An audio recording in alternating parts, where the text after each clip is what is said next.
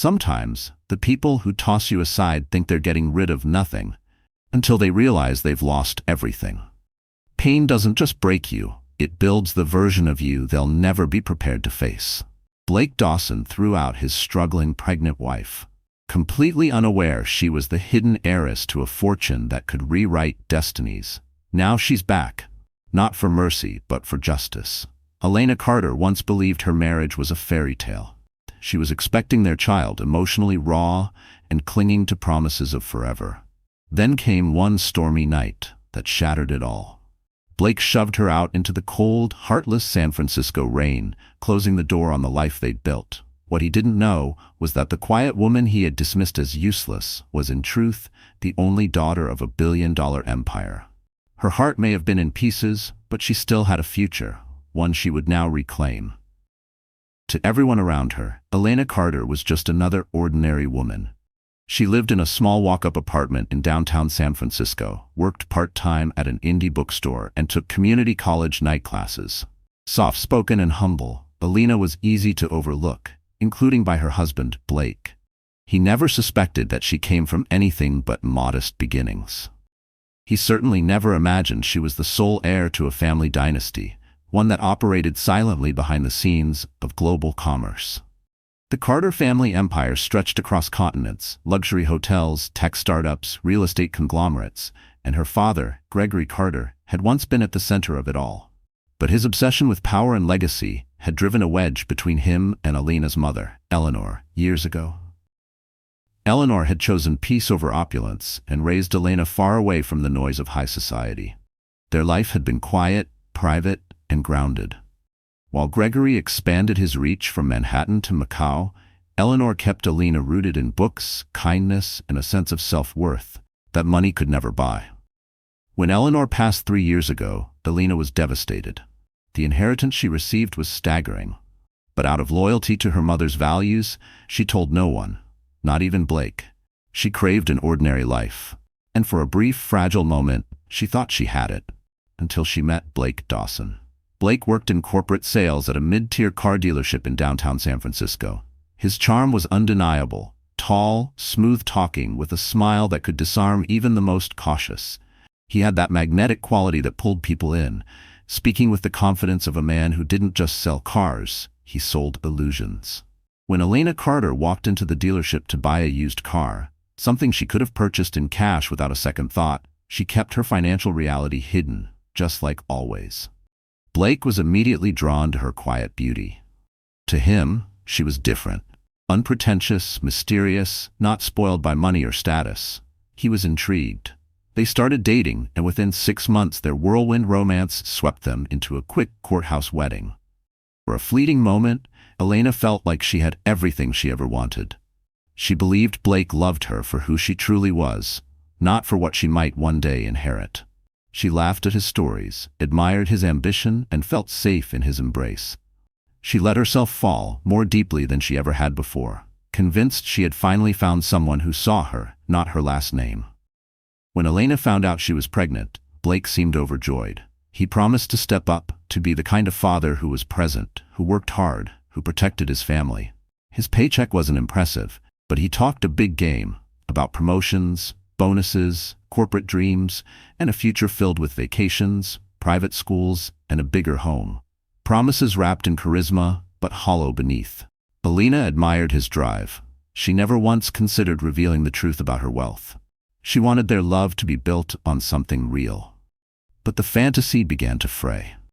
At first it was subtle, sarcastic comments about her not contributing enough financially. Then came the pressure to pick up extra shifts at the bookstore, complaints about the rent, and passive-aggressive remarks about the cost of prenatal vitamins or the occasional cafe treat.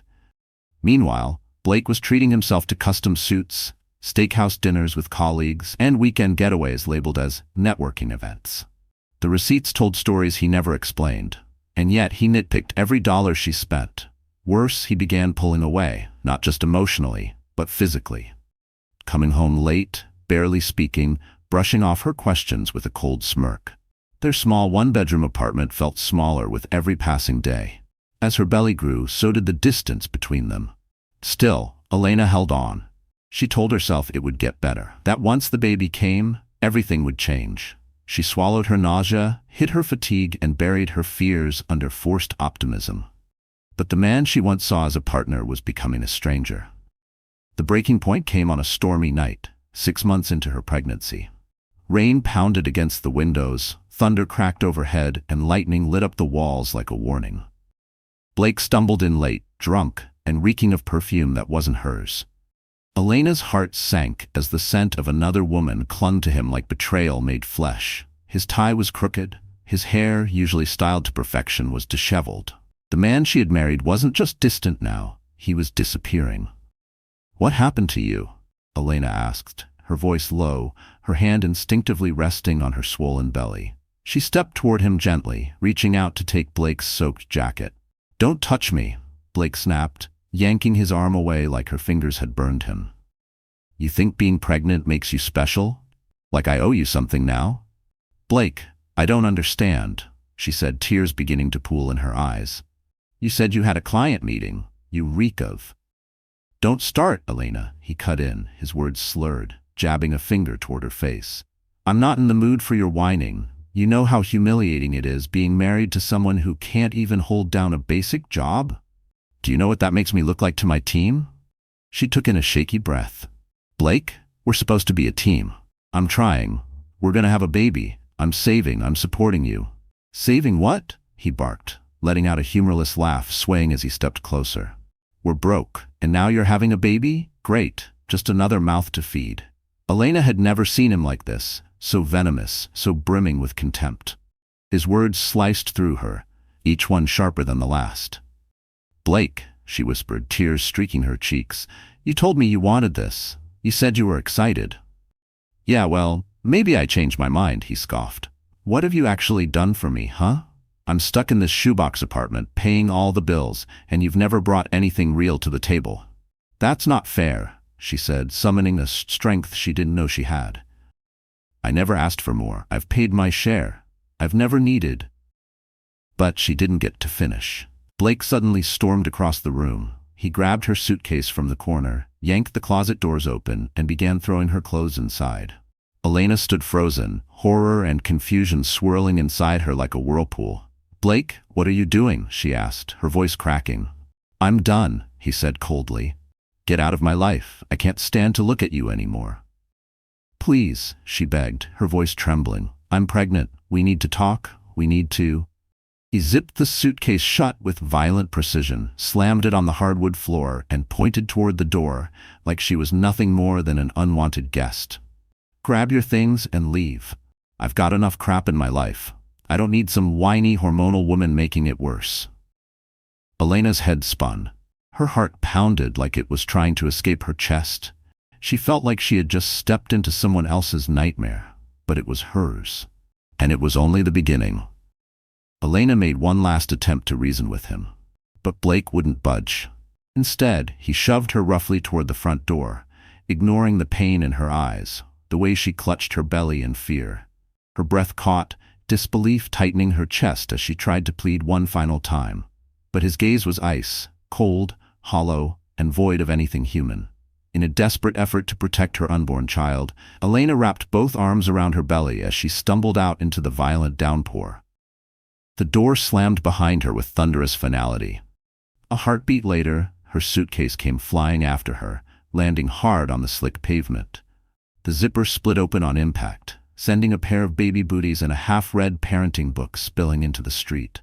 She stood there, drenched, shaking, tears lost in the sheets of rain. The middle of the night in San Francisco never felt colder. Lightning sliced the sky in jagged streaks, illuminating the surreal moment like flashes from a horror film. She had nowhere to go, no one to call, nothing to lean on, except the life she'd tried so hard to bury for the sake of normalcy. Thunder rumbled like a warning as she picked up her suitcase with trembling hands, the other protectively shielding her stomach. The grief was overwhelming. But beneath it, something else stirred. Rage. And beneath that, resolve. This wouldn't be the end of her story. She had done everything right. She'd been quiet, supportive, loving, and Blake had thrown all of that away without hesitation. He had no idea who she really was. He didn't know the power she carried in her name, the power she could unleash with a single phone call. He thought her kindness made her weak. But weakness didn't come from compassion, it came from cruelty. And his cruelty would cost him everything. But for now, Elena didn't care about revenge. She just had to survive the night. With one last glance at the building that once held her dreams, she turned and walked into the storm. Each raindrop hit like punctuation on the end of her old life. Each step was a tear away from the woman she used to be, the soft one, the quiet one. One day, Blake would realize what he had done. And when that day came, she'd be ready, holding the card he never saw coming. She found temporary refuge in a roadside motel just outside the city, paid in cash. Thankful she had stashed away an emergency fund long ago. Her pregnancy had begun to show, but strangers still looked at her with curious eyes. Was she really about to become a mother? She avoided eye contact with the receptionist. She didn't need pity. She needed a plan. In the stillness of the motel room, her new reality settled like a weight on her chest. She was alone, pregnant, heartbroken, but not helpless, and definitely not broke. At dawn, she picked up her phone and dialed a number she had rarely used, reserved for moments like this. It went to voicemail. Minutes later, her phone buzzed.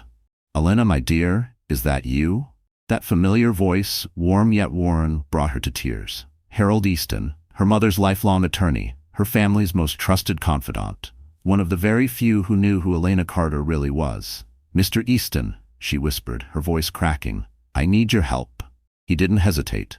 An hour later, he was standing in the doorway of her motel room, dressed in a crisp navy suit, his silver hair catching the morning light like a quiet halo. Despite the early hour, Harold gave Elena a long, somber once-over, the concern etched deep into the fine lines of his aging face. "My dear," he said gently, "I'd heard whispers that you'd married quietly. I hoped it brought you peace. But I can see now that it didn't." Elena shook her head, fresh tears threatening to spill over again. "He threw me out, Mr. Easton," she said, her voice trembling. "He doesn't even know who I really am. I never told him about my family, or the inheritance." Harold listened in silence, nodding slowly as her words sank in. He had known Elena since she was a child and had promised her mother Eleanor to keep the Carter legacy hidden until Elena herself was ready to bear its weight. "I'm so sorry," he said, his voice thick with empathy. "What do you want to do now?" Elena hesitated. Her body felt like stone, exhausted from the emotional wreckage, her eyes raw from hours of crying. But she had to think of her baby. She had to do something. "I need a place to stay," she said finally. "And I think I'm ready. Ready to step into the life my mother left behind. I'm done hiding."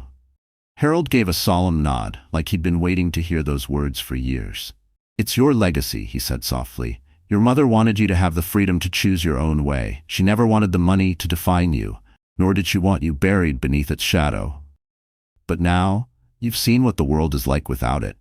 And maybe it's time to stand in the light." Elena swallowed hard, those words settling into her like the roots of something long overdue. She had spent so much of her life rejecting wealth, rejecting power, anything that reminded her of her distant, domineering father. All she'd wanted was something real. But reality had pushed her to a crossroads. "Yes," she said, her voice no longer shaking. "I'm ready." By that afternoon, Harold had arranged for her to be moved discreetly into a penthouse in downtown San Francisco. The property had once belonged to Elena Carter, but had been untouched for years. It towered high above the city in a sleek high-rise, complete with panoramic windows, white marble floors, and sharp, modern design. It was beautiful, lavish, almost overwhelming. As Elena stepped into the vast living room, her breath caught in her throat. The skyline stretched out before her like something from a dream. "It's too much," she whispered. Harold stepped beside her, calm and steady.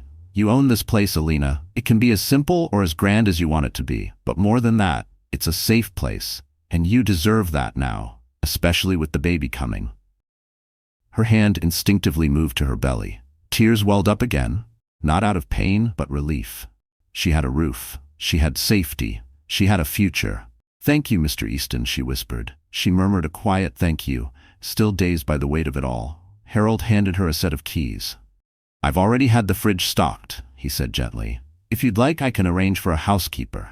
And remember, The Carter estate is vast. There are funds we can activate anytime you're ready.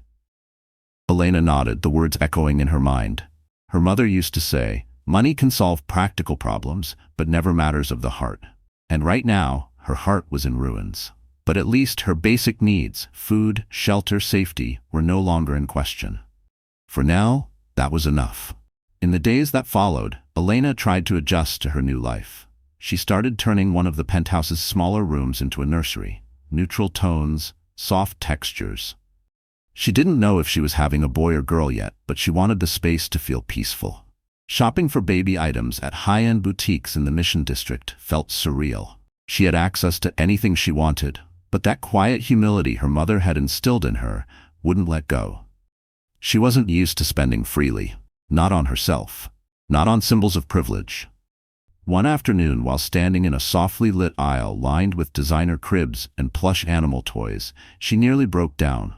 The memory of Blake's betrayal pressed in like a weight on her chest. It felt too raw, too recent. Then, one morning, there was a knock at her door. Elena opened it to find a sharply dressed woman in a slate-gray blazer, a notepad in hand, and a photographer just behind her. "Elena Carter?" the woman asked, her voice smooth, professional.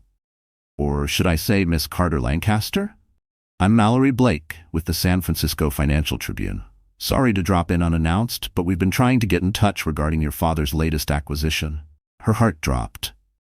Mallory Blake, a reporter, and someone who clearly had connections to her father, Gregory Carter. "We've also heard rumors," the reporter continued with a too pleasant smile, "that you may be stepping into a leadership role within the Carter family's business network. Any truth to that?" Elena's stomach twisted. "I'm not giving interviews," she said firmly, keeping her tone civil as she shut the door without another word. The barrage of questions continued through the closed door, muffled and irrelevant. She leaned her back against the wood, trying to breathe. Her father's empire had always existed on the edges of her life, massive, untouchable, and never her concern. But now, it was circling closer. The idea of seeing Gregory Carter again, of getting pulled into his world, made her pulse race. Still, she knew she couldn't run from it forever. That evening, with the city lights twinkling beyond the glass windows, Elena sat down and faced it head-on.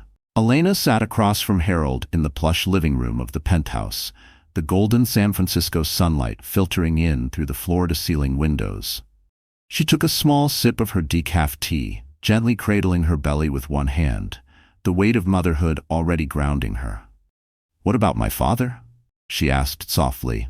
Harold sighed, setting down his teacup with practiced care. I've kept him updated on your well-being. It was your mother's request before she passed. Gregory's known for some time now that you've taken residence here. Whether he decides to reach out, that's out of my hands." Elena closed her eyes, and for a moment, the memory of the man she once called Dad flickered through her mind like an old photograph. Gregory Carter, larger than life, impeccably dressed, always arriving with extravagant gifts and empty praise. He had made rare appearances during her childhood, then vanished just as easily. She had never believed he truly cared. Everything he did seemed designed for appearances. Eventually, Eleanor had cut him out entirely, raising Elena in peace, far from the suffocating orbit of his power. Now, fate seemed to be dragging him back into her life. In the weeks that followed, the signs came slowly at first, calls from unknown numbers, then elegant envelopes slid beneath the penthouse door. Invitations to Carter family events she never even knew existed. The San Francisco elite began to whisper. Elena Carter, the lost daughter of Gregory Carter, had returned, pregnant, powerful, poised for influence. But Elena didn't care for cocktail parties or press exposure. Her focus was on her child, on finding peace after so much chaos. Still, thoughts of Blake crept in during the quiet moments. Late at night, like shadows under the bedroom door, he had discarded her, called her useless. He had no idea what she'd sacrificed for him, how she'd hidden her legacy just so he wouldn't feel small. And now, here she was, in a penthouse he wouldn't even be allowed to valet at. If only he knew. Elena filled her days with parenting books, calming prenatal routines, and long, quiet talks with Harold about the future. Then, one rainy afternoon, as droplets tapped against the glass like a lullaby, Harold cleared his throat. "There's one more matter we need to address." he said gently. Your mother's will. Now that you're residing in one of her properties, it's time to take the next steps. Elena nodded slowly, heart fluttering with a mix of nerves and anticipation. Okay, I'm ready. Harold leaned forward slightly, his voice steady. Before she passed, Eleanor arranged a trust. It becomes active upon the birth of your first child. The baby will inherit a significant share of the Carter estate, enough to secure their future for generations. He paused, then added, You'll be the legal guardian and trustee. No one, not even your father, can interfere. It's all been sealed. Your father can't contest it, Harold said firmly, not without triggering serious legal consequences. Elena felt a tightening in her chest. The weight of it, the permanence, the protection, settled over her like armor. She hadn't fully grasped just how deeply her mother had planned for this moment. So, it's all locked in? She asked quietly. Harold gave her a reassuring smile. Yes, no one can take it away. Not from you, and certainly not from your child. You're both protected. Protected. The word didn't just echo, it anchored her. It wrapped around the broken pieces of her past like a shield. She had power now. Not just money. Power rooted in security, in foresight, in legacy. She was no longer the woman who once begged Blake not to walk out. That woman, the one left crying in the rain, was gone. In her place stood someone new. A mother. Steady, unshakable, ready to defend her child with every ounce of strength she'd buried for years. Blake Dawson would never make her feel small again. He thought she was helpless. He never looked deep enough to see what was waiting behind her silence. As the weeks turned into months, Elena grounded herself in her new life. She prepared for the baby's arrival with quiet purpose, transforming the penthouse into something warm, soft, and welcoming. Classical music floated through the air. Baby monitors beeped softly. Delivery boxes labeled organic cotton, non-toxic, and ultra-premium stacked up neatly in corners. Sometimes in the quiet moments she thought about Blake. Maybe he was still holed up in that cramped apartment, clinging to his ego, blaming her for the mess he created. Or maybe he'd moved on, latched onto someone flashier, wealthier, someone he could use without being found out. The irony burned. He had no idea that the woman he discarded was worth more than he'd ever dreamed of. And even less of a clue that the child he turned his back on would inherit a fortune that could reshape legacies. Elena tried not to think about revenge. Her baby came first now. But still. Late at night, when the city slept and silence filled the spaces between her thoughts, she sometimes pictured it. Blake showing up one day, full of regret, begging her to take him back. And she, standing tall. Not broken, not bitter, just done. Maybe I won't be so quick to forgive, she would think. As her 7th month arrived, so did the discomfort. Backaches, sleepless nights, swollen feet. But something else had come to, purpose. She began exploring ways to use her wealth meaningfully, recalling her mother's quiet belief that privilege should serve others. One idea stuck with her, creating a library and resource center for young mothers. A space where women like her, women left behind, could find support, care, and strength. It felt right, like she was finishing something Eleanor had started. Harold supported her, though he offered a gentle reminder. You have time, Elena. Focus on your health first. Let the rest fall into place. Then, one crisp San Francisco morning, the intercom buzzed. Elena stirred from a restless sleep, heart skipping. Someone was downstairs, unannounced. Was it Blake? Or, worse, her father? She padded over to the monitor, every nerve on edge. Elena pressed the intercom button, her voice cautious. Yes? It's Natalie Green, Miss Carter, the doorman responded politely. She says she's an old friend. Elena's face immediately softened. Natalie Green, of course. One of the rare people who knew parts of Elena's tangled past. They'd spent summers during high school volunteering at a neighborhood literacy program. Natalie also knew the truth about Elena's identity, but had never once betrayed her confidence. Send her up, please. Moments later, Natalie stepped through the penthouse doors, her eyes widening as she took in the luxurious sunlit space. Whoa, Elena, she said with a low whistle, scanning the high ceilings and modern decor. You weren't exaggerating about the whole Carter family empire thing. Elena chuckled, waddling over to embrace her friend. Trust me, if it weren't for, well, everything, I'd still be holed up in that shoebox apartment. She guided Natalie into the living room. The two sank into a plush ivory sofa as Natalie placed a small bakery bag on the coffee table. Brought pastries. Figured you might be in the mood for something sweet. Elena poured tea into matching porcelain cups. Better, she admitted, patting her baby bump gently. I feel settled, but yeah, still not over Blake. Natalie's smile faded, her eyes narrowing with remembered anger. She had been furious when she first heard what Blake had done. Have you heard from him at all? She asked quietly. Not a single word, Elena replied, keeping her voice even, though the sting of that silence hadn't dulled. Some part of her still wished he'd call, that he'd say he regretted everything, that he'd apologize. Another part of her dreaded what it might do to her healing. Natalie reached out and gently squeezed her arm. You deserve so much more. And for what it's worth, I'm here, okay? For anything. The baby, errands, middle of the night venting, you name it.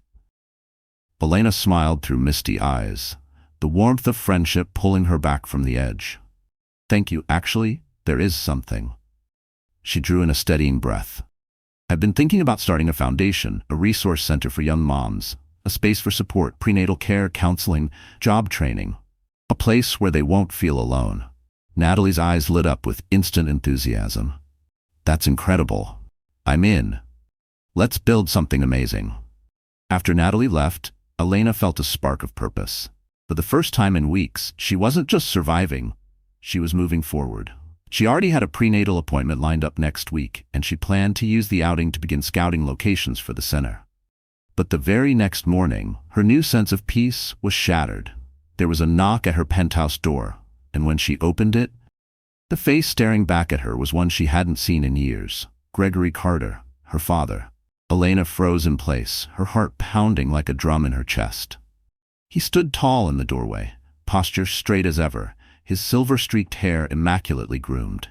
Everything about him exuded the sharp control of a man who'd spent a lifetime commanding boardrooms. The crisp lines of his tailored navy suit, the glint of a gold watch beneath his cuff. Gregory Carter was every inch the empire builder she remembered.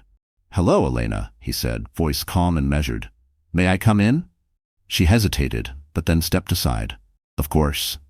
Gregory entered the penthouse, his eyes scanning the space with quiet, calculated observation.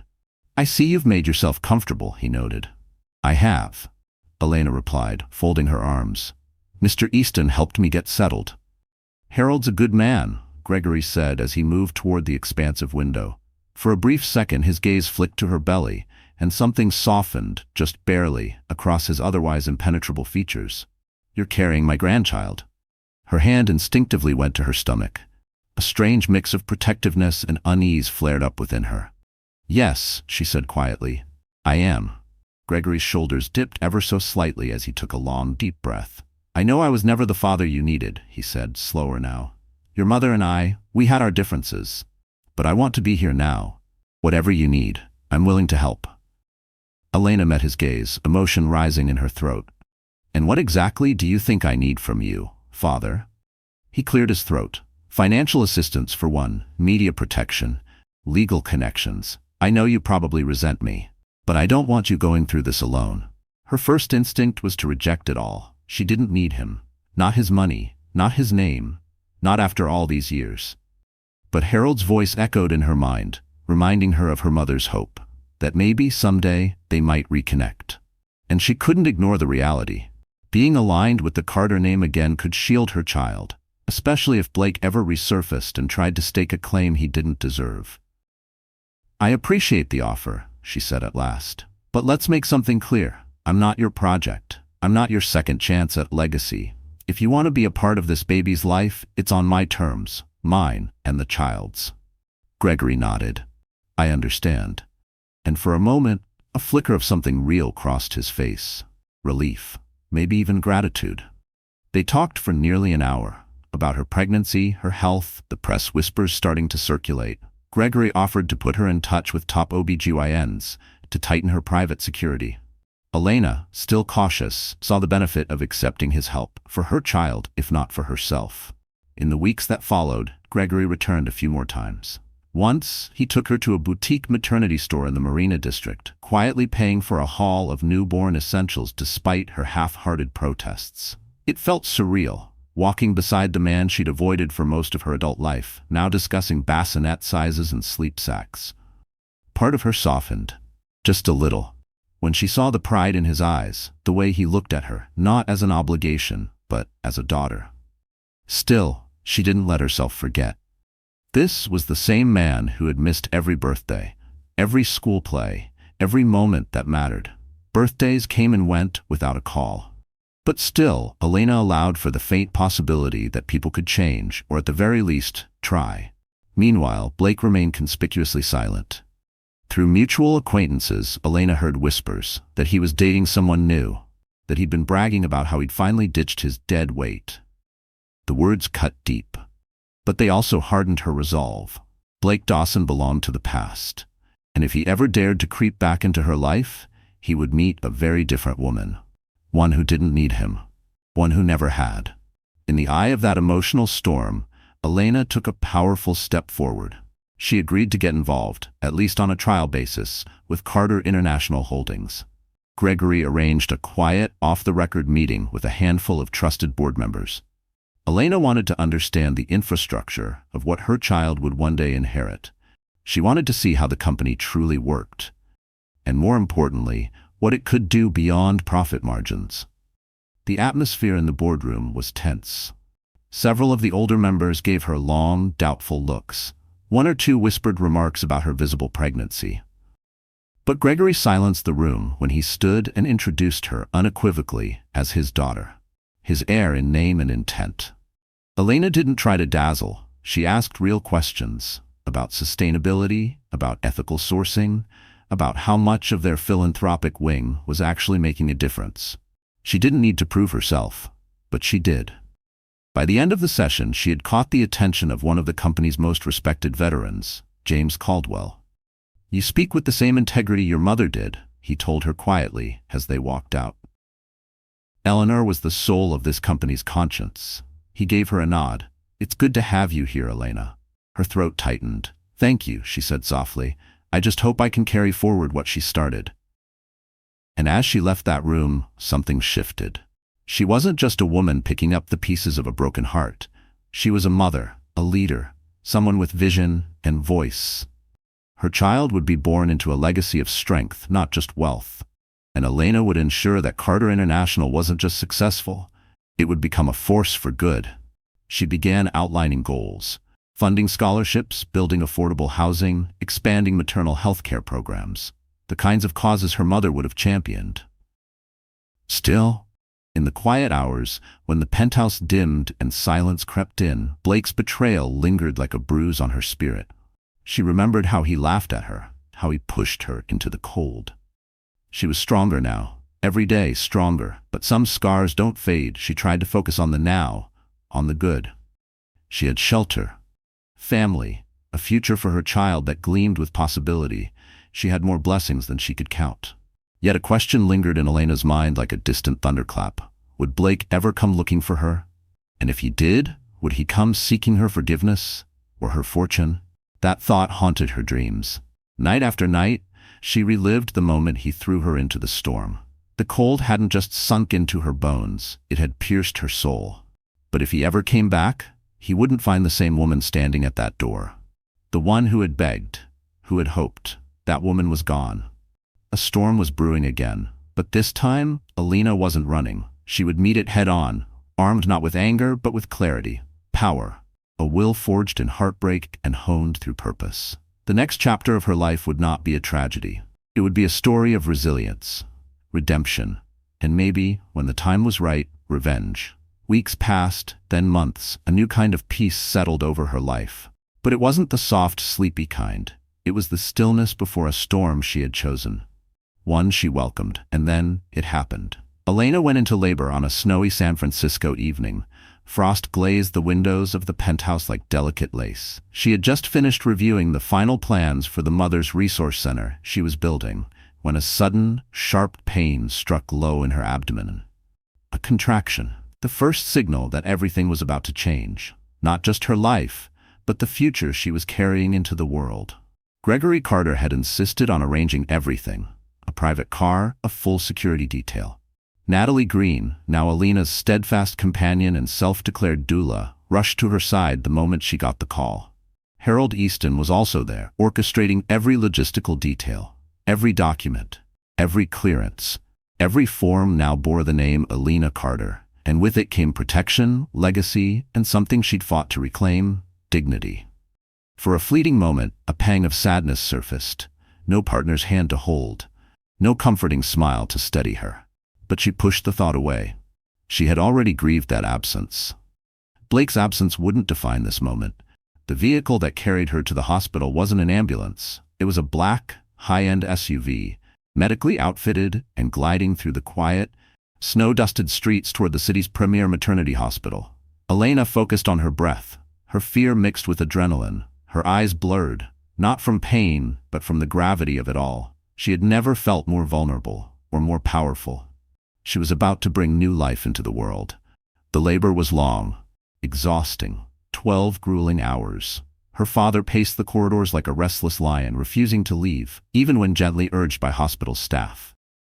It was the first time Elena saw him shaken, not by market crashes or hostile takeovers, but by something real. Human. Natalie stayed by her side through every contraction, wiping sweat from her brow, whispering fiercely, "You're almost there. You're stronger than you think." And Elena believed her. Harold stood nearby, a constant, calming presence, shielding her from intrusions, steady as ever. Then, after one final primal push, a cry rang through the room.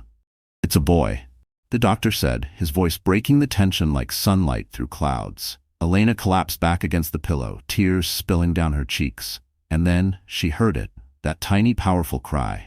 They placed him in her arms, warm, fragile, infinite. Her son, her legacy. He was red-faced from the effort of his first breaths, weighing just 6 pounds, 7 ounces, small but perfect in every way. In that moment, nothing else mattered. The entire world faded into silence, and all Elena could feel was the tiny, miraculous weight of the life in her arms. The love that washed over her was unlike anything she had ever known.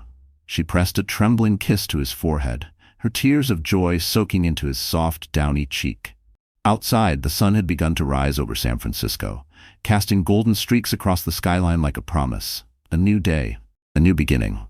The next few hours passed in a blur. Nurses, doctors, forms, and IVs. Gregory eventually stepped into the room, slower than usual, more cautious. His famously sharp expression was dulled by something Elena rarely saw in him: gentleness. "He's beautiful," he murmured, reaching out with a slightly unsteady hand to touch the baby's tiny head. Elena gave him a weary smile, her face damp with sweat and tears. "He needs a name," she said hoarsely. She had thought about it, her mother's name. Something symbolic, something that meant new beginnings. Natalie had suggested it earlier, teasing softly, "What about James? After James Caldwell? Your mom always adored him." Elena considered it, then shook her head. "James is beautiful, but it doesn't feel quite right." Harold, quiet in the corner, finally spoke. "Your mother always loved the name Theodore," he offered. "She used to say it meant gift of God." The name stopped Elena. The room fell into a hush as something clicked deep within her. "Theodore," she whispered, then smiled. "Teddy," she looked down at her son, his little face already calmer, nestled close to her chest. "Yes, Theodore Sullivan Carter." Gregory nodded slowly, satisfied with the name, though Elena could see the flicker of surprise at the middle name, Sullivan. She met his eyes, knowing the question he didn't ask.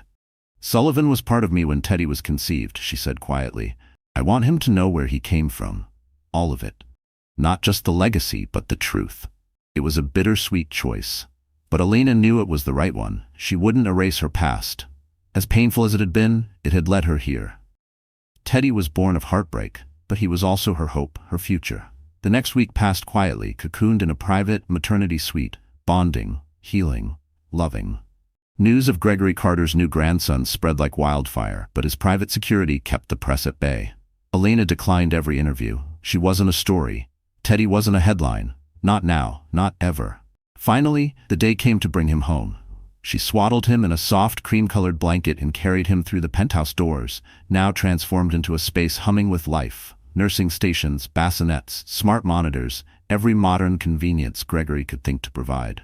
A rotation of nurses had been arranged. A night nanny, pre-vetted and on call. Elena was grateful and overwhelmed. She appreciated the help, but sometimes she missed the simplicity of her old life. Before the wealth, before the legacy, before every decision felt filtered through the lens of power and expectation. Late one night, with Teddy sleeping peacefully in his bassinet and the lights of San Francisco twinkling beyond the glass, the intercom buzzed. Elena frowned, glancing at the clock. 11 p.m. Who could possibly be visiting now? She pressed the button. Yes. Miss Carter, came the voice from the front desk. There's a gentleman here, says he knows you. His name is Blake Dawson. Her heart stopped. Blake. After all these months, he was here. Her mind flooded with questions. Was he here to apologize, to beg for forgiveness? Or had the whispers finally reached him, the truth about her name, her son, her life? She drew in a slow breath, grounding herself. Send him away, she said, her voice calm, controlled. Part of her wanted to confront him, to show him what she'd built without him, to let him see the life he'd thrown away. But another part, the mother in her, refused to let chaos near her son. Teddy was upstairs, asleep in peace, and nothing would disturb that. There was a pause. He's causing a bit of a scene, the security officer said.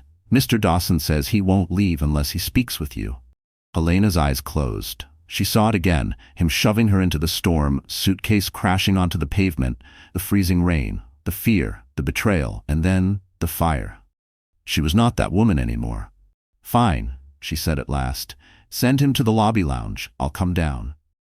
Adrenaline rushed through her as she gave quick instructions to the night nanny to stay with Teddy. She grabbed a tailored navy wool coat from the closet, simple, elegant, with fur trimming the collar, and stepped into the private elevator. You are in control now. If he tried anything, security was already standing by. As the elevator doors slid open onto the dim, ambient-lit lounge, she saw him. Blake was pacing by the marble fireplace, his suit wrinkled, his appearance tired and worn. His hair was longer, his face hollowed by stress. Gone was the polished charmer. In his place stood a man unraveling. When he saw her, he froze. Elena, he breathed. You look different. She walked across the lounge, heels clicking against polished stone, unhurried and poised. What do you want, Blake?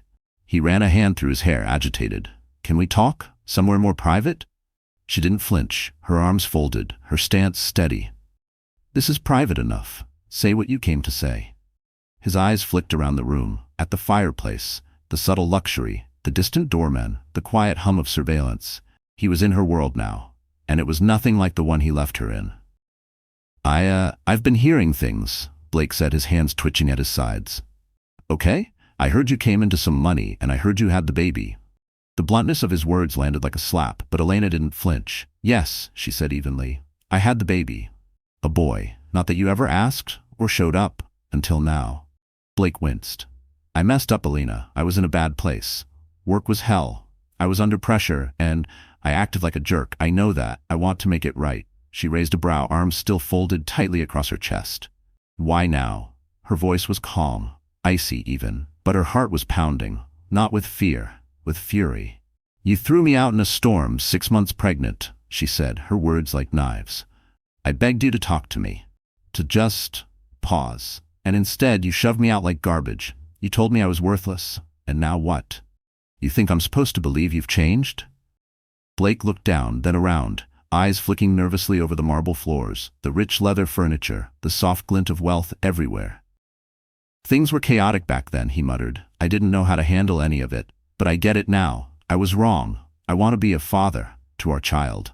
Elena's pulse raced, but not with hope, with rage. You don't even know your son's name, she said, her voice flat. He hesitated.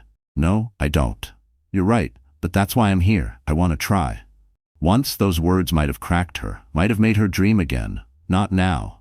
Not after the nights she spent alone, sick and terrified, while he partied. Not after the way he sneered at her growing belly. Not after he made her believe she was nothing. Was this really about change? Or was it about the penthouse? The Carter name? The headlines? It's too late, Blake, she said, steady and sharp. You abandoned me. You abandoned your son. We don't need you. His face twisted, desperation leaking through his worn-out composure. Please, Elena, just let me see him, once. I have a right. Her eyes turned to steel. Don't talk to me about rights. You gave those up the night you turned your back on us. She stepped forward, voice low, cutting like a blade. If you want to take this legal, go ahead. But be warned. My resources, they stretch further than you can begin to imagine. Blake's face went pale. He took a small step back. What? What are you saying? Elena's tone dropped, measured, dangerous. I'm saying you have no idea who you're dealing with. She took another step closer, her coat still perfectly draped over her shoulders. I'm a Carter, and my son is a Carter heir. If you try anything, I'll drown you in injunctions, filings, and federal court orders. You won't get within a block of us. He blinked, thrown off balance, his facade cracking. I thought maybe we could talk, try to find a way back. Maybe be a family again. A bitter smile flickered on her lips. Family? Images flashed in her mind. Of crying alone, of the dark. Of a suitcase on the sidewalk. Of the man who watched her break and didn't blink. You're too late, Elena said, her voice low and level. I have a family now. My son, my friend Natalie, my father, and the legacy I'm building. She paused. Her voice remained calm, but beneath the surface, her pulse beat like war drums. You don't belong in that picture. Across the lounge, the doorman cleared his throat softly, sensing the tension. Blake glanced in his direction, then back at Elena, his expression twisting into something between rage and desperation. I'm not giving up, he muttered. His voice cracked with something he hoped sounded like resolve, but Elena saw it for what it was. A last grasp at control. Elena didn't blink. This conversation is over, she said coolly. If you have anything else to say, send it through my attorney. She turned and walked away without looking back. He called her name once, twice, but she didn't stop. Every step was a choice. Every inch of distance was a declaration. Her legs trembled, but her spine stayed straight. Adrenaline surged through her veins. Anger, yes. Relief, too, but above all, power. She had faced him. Not cowered, not cried, not broken. She had risen. Back in the penthouse, Teddy slept peacefully, his soft breaths filling the room with quiet reassurance. Elena leaned over his bassinet, gently brushing the fine hair on his head. A single tear slipped down her cheek, but it wasn't from sadness. It was from purpose. She would protect him. Fiercely. Fearlessly. Blake Dawson would never touch them again. But monsters rarely leave without leaving scars. What Elena didn't yet know was that Blake's desperation wouldn't fade. It would fester. It would push him toward something darker, more reckless. Something that could threaten everything she had rebuilt. In the weeks following his visit, Elena poured herself into motherhood and her mission. The Elena Carter Memorial Center, named in honor of her mother, was almost ready to open. It sat in a lovingly restored townhouse in one of San Francisco's most welcoming neighborhoods. With Natalie by her side, Elena oversaw every detail. Parenting workshops, mental health counseling, partnerships with local hospitals. Every shelf, every crib, every carefully placed pamphlet bore her imprint. This wasn't charity. It was reclamation. It was for the woman she used to be.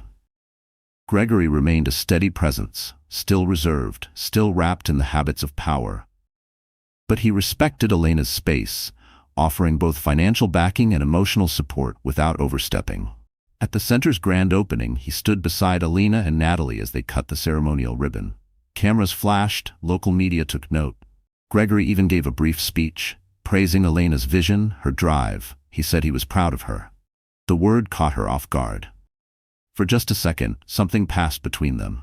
Real. Unearned maybe, but honest. A flicker of the father-daughter bond she had always yearned for. It wasn't perfect, but maybe it didn't need to be. Yet even in the glow of triumph, Elena felt it, the whisper of unease. Blake. Since she denied him access to Teddy, she had noticed things. A figure lingering by the building's entrance, gone when she looked twice. Unknown numbers calling her cell, no voice when she answered. And a tightening in her gut, a warning she had learned never to ignore, told her this wasn't over. Not by a long shot. And deep down, she knew. It was Blake. Elena knew it now, without a doubt. He was watching. Waiting. Circling like a predator, convinced that the woman he abandoned would still be the one he could break. But he was wrong. Inside the grand ballroom of the Fairmont, Elena moved with grace among a sea of CEOs, philanthropists, and public figures. Elegant conversations flowed around her, questions about the center, her mission, what came next. She answered each with measured poise, radiant beneath the shimmer of crystal chandeliers. A live orchestra played a soft waltz. Waitstaff glided by with champagne flutes balanced on silver trays. It was the kind of world she once avoided. Now she didn't just belong here, she owned it. Tonight wasn't just another gala, it was her debut, her arrival, and then it happened. About an hour in, Elena noticed a disturbance near the entrance. A ripple of attention, a tightening of the air. She turned and saw him, Blake, pushing through the crowd, eyes wide with panic, desperation radiating from every frantic movement. Somehow he'd slipped past the event staff. Security began to close in, but Elena lifted her hand. She wanted this moment. Here, now. Their eyes met across the marble floor. She didn't move, didn't flinch. She stood tall, poised in a navy gown that caught the light like armor. Her power was quiet but undeniable. Blake looked like a man unraveling, his suit disheveled, his expression wild. Sweat clung to him like shame. Guests began to whisper. Cameras blinked. Phones rose discreetly into the air. "So this is what it's about?" Blake said bitterly, stopping just feet from her. "Your grand revenge? Humiliate me in front of half of San Francisco?" Elena's lips curved into a serene, cutting smile. "No, Blake," she said, her voice clear and strong. "I'm just living my life. You're the one who came crashing in." He laughed, cold, humorless.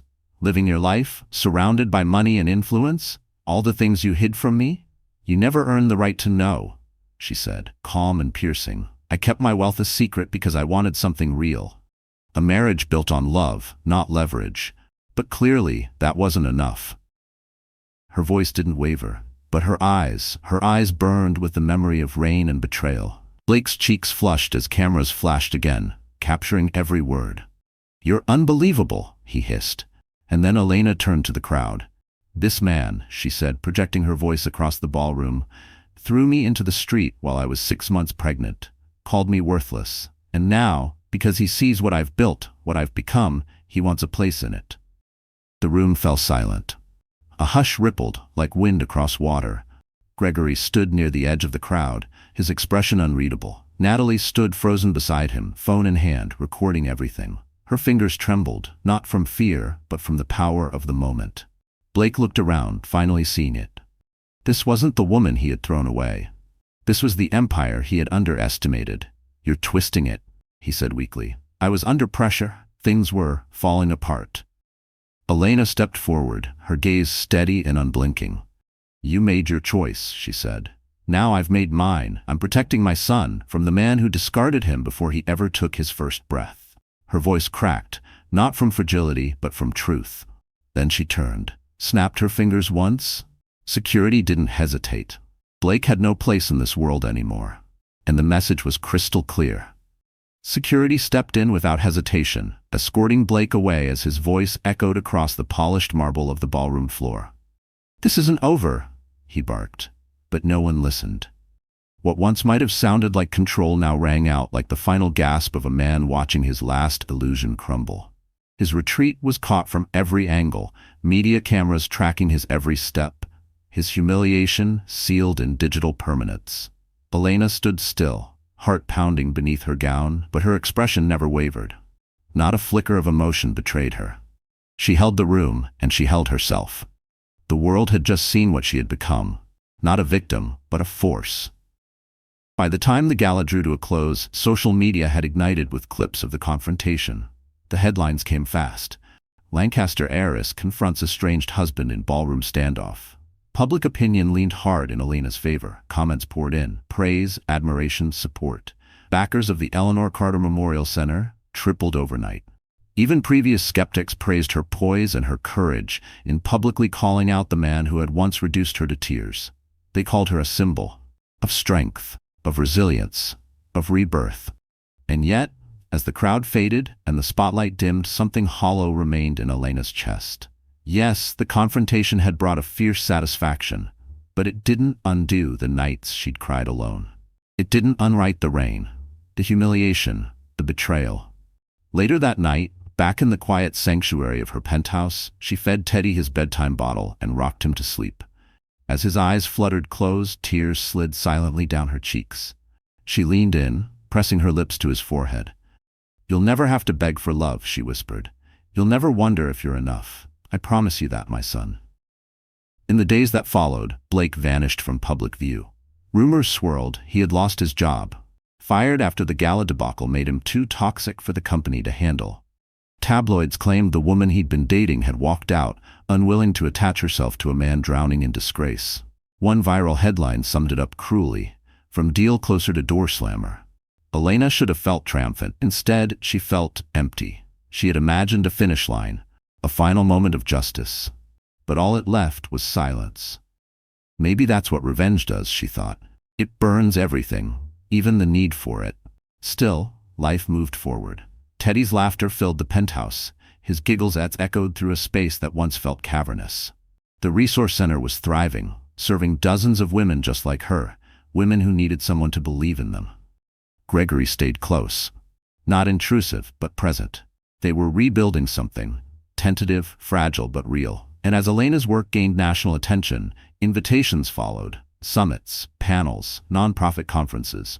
She accepted them with quiet humility, always remembering who she was really doing it for. And then, the custody hearing.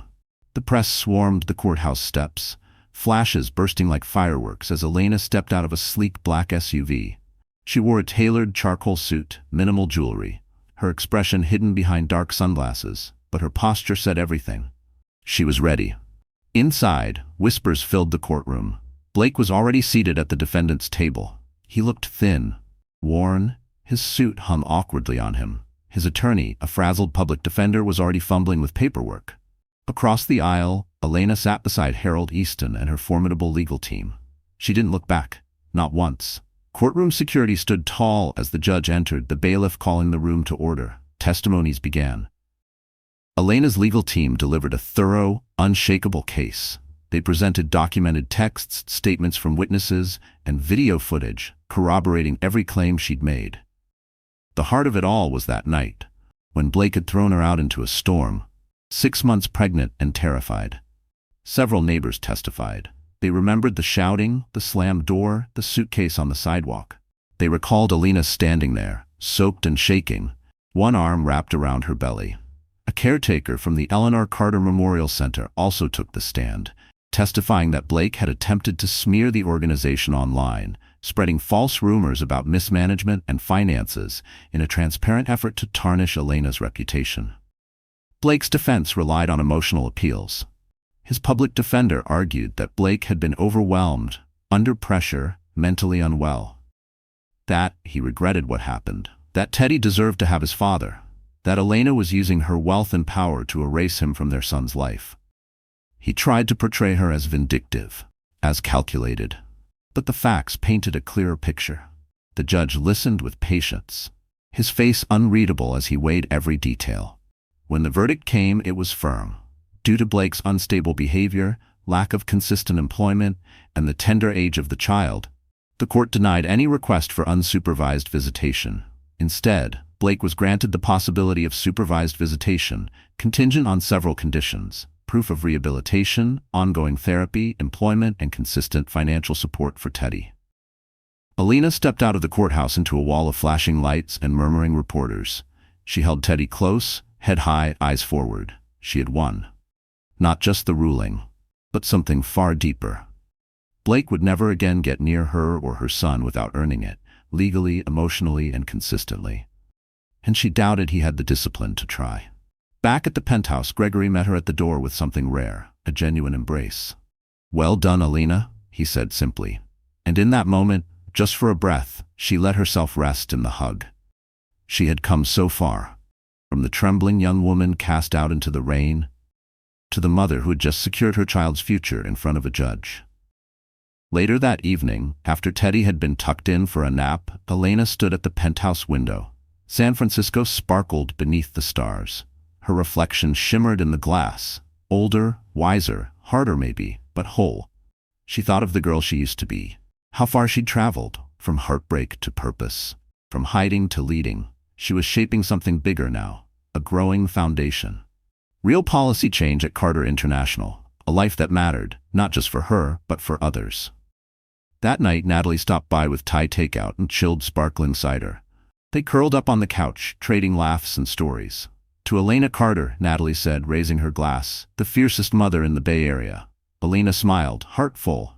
"I'll take that title," she said, gladly.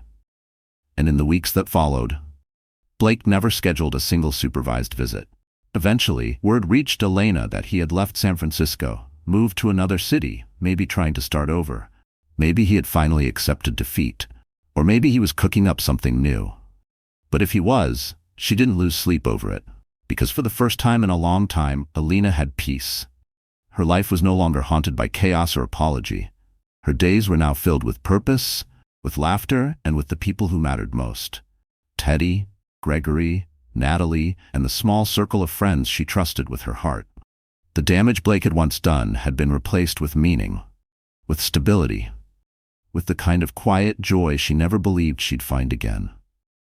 Her relationship with Gregory continued to evolve. The pain between them hadn't vanished, but it no longer owned them. They bonded over Teddy's firsts, his clumsy crawl, his babbling da-da-da, the way his tiny fingers wrapped around theirs with instinctual trust. Gregory even visited the Elena Carter Memorial Center regularly, donating supplies and mentoring young fathers who genuinely wanted to do better. Sometimes, Elena would see it, that flicker in his eyes when Teddy called him Pa. They never spoke about it. They didn't need to. She saw it, the healing, the growth. At Lancaster Global Holdings, board meetings were no longer cold battlegrounds. Elena's ideas, focused on ethical partnerships and community investment, began to gain traction. James Caldwell remained her steady ally, guiding and supporting her as they pushed the company to shift its old profit-driven legacy into one of social responsibility. The impact was tangible. Healthcare programs expanded, housing initiatives launched, funding was channeled into underserved neighborhoods across the Bay. But through it all, Elena stayed grounded. She never forgot what it had felt like to be powerless, to be soaked in rain and shame, begging for dignity. She never forgot the fear, the loneliness, and she made herself a promise. Never forget where you started. She gave quietly, wisely. No press tours, no photo ops, just real impact. One crisp fall morning, Elena walked hand in hand with Teddy to the playground behind the Elena Carter Memorial Center. The air smelled of leaves and sunshine. Children laughed, mothers chatted, coffee in hand, babies in slings. It wasn't just a center anymore. It was a community, a haven, rooted in kindness, in second chances, in strength. Elena's eyes caught on a young woman off to the side, nervous, alone, pushing a stroller like she wasn't sure she belonged. Without hesitation, Elena walked over. She smiled, introduced herself, and gently led her toward a circle of women who welcomed her with warmth. A small gesture, but it would ripple for years. Moments like that reminded Elena exactly why she had fought, why she had endured, why she had never given up. Teddy squealed in delight, chasing falling leaves as they tumbled in golden spirals around him. Elena's throat tightened, tears prickling at the corners of her eyes. She thought of Blake, for just a moment, wondered if, wherever he was, he ever lay awake at night, realizing what he had thrown away. But the thought passed, because her life, their life, was no longer shadowed by his mistakes. There was too much ahead to hold on to what was behind. A future waited for her, one bright with purpose, grounded in truth, radiant with healing. A life not built on wealth but on love. Love she gave without fear. Love she received without question. Love that had saved her. And love that, now, would carry her forward. Elena looked down at Teddy and whispered, "We made it, baby boy. We really did." In that still, golden moment, autumn leaves rustling around them, children's laughter echoing from the playground, she felt it deep in her bones, the shift. Her story had changed. From heartbreak to healing. From a rain-drenched sidewalk to sunlit grass beneath her son's tiny feet. Elena Carter, once a cast-off, terrified pregnant woman, had become the architect of her own future. And no one, not even the man who tried to destroy her, could ever take that away. Not after everything she'd endured. Not after everything she had rebuilt, with raw hands, a bruised heart, and an unbreakable will. Elena's journey reminds us that even in the darkest hours, resilience and love can pull us toward the light. She started as a wife who believed in forever and was blindsided by betrayal. But through perseverance and the unexpected inheritance of a legacy larger than she'd ever imagined, she discovered her own power. She reshaped her future, not for praise, not for revenge, but for the little boy whose life began where hers nearly ended. The woman she became, The mother, the leader, the voice for others, was a beacon. A living reminder that strength doesn't always roar. Sometimes, it whispers in the quiet, keep going. Because sometimes the strongest stories don't start in success. They start in being shattered and rising anyway. Dear friend, life has a way of testing us. Quietly, cruelly, and often when we least expect it. You may find yourself standing in the rain, holding something fragile yet sacred, and like Elena, wondering how much more you can take.